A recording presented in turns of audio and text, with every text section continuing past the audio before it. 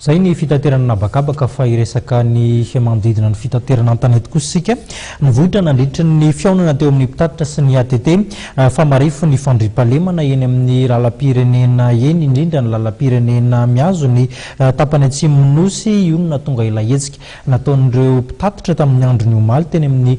fiatsonan'ny fiarakodia teny amin'ny fasankarana no ahafantarantsika azy nisy noho izany ny fiantsona fanamafisa mpiara-miasa eo amin'ny gendarmerie nationale sy ireo mpitapitra ireo. Nandefa taratasy fitarainana sy fangatahana fanamafisana fiarovana amin'ny commande-ny gendarmerie nationale na ny COMGN ny fikambanan'ny mpamily amin'ny zotra nasionaly mampitohy ny renivohitra sy ny tapana Atsimonosy iny.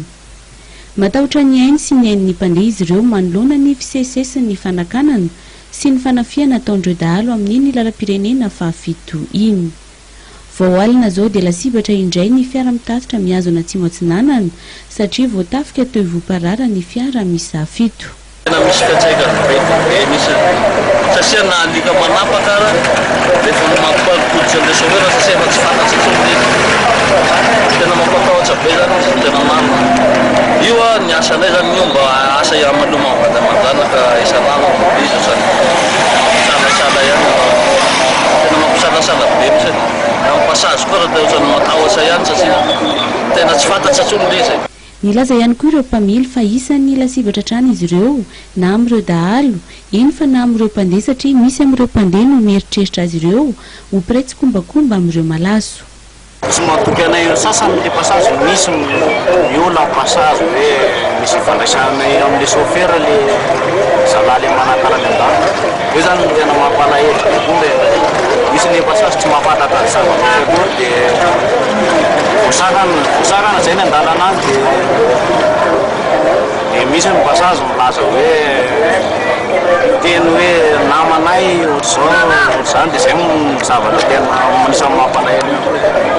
Tokony atao matitra tsara ny fiara-miasa mpitandro ny filaminana sy ny mpitatitra indrindra fa ny fiarovana eny an-dàlana raha ny nambaran'ny komity miara-mitantana ny fasan'ny karana.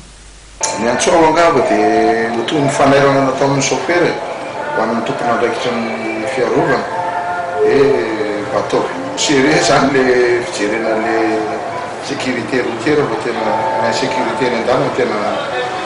mitataina le vahoaka misy ny tena mitataina tsy maintsy mandeha matoa mandeha amin'izao fotoana fa tsisy vola mandehandeha fotsiny dia fa tsy maintsy mandeha izy nefa mitataina eny an-dàlana tena ele tentsika malagasy hoe mandry tsy lavy dia izay tratrany aloha dia mamay satria na misy gendarme rehetra amin'izao tsy dia tena vahaolana le gendarme raha tsy misy zavatra entitra ataon'ny fanjakana. Ny hariva teo nisy ny fihaonana ny ran'ny mpitatitra niaraka tamin'ny ATT ijereva mba olana mikasika ity tsy fandriampahalemana any amin'ny lalam-pirenena fahafito iny.